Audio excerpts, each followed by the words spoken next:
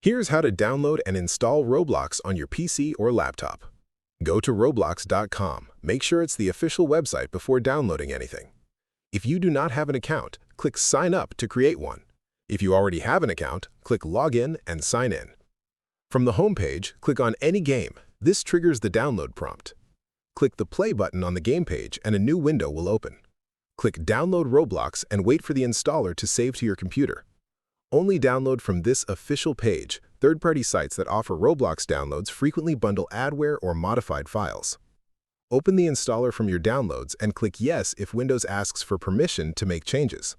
Roblox installs automatically and the game will open once finished.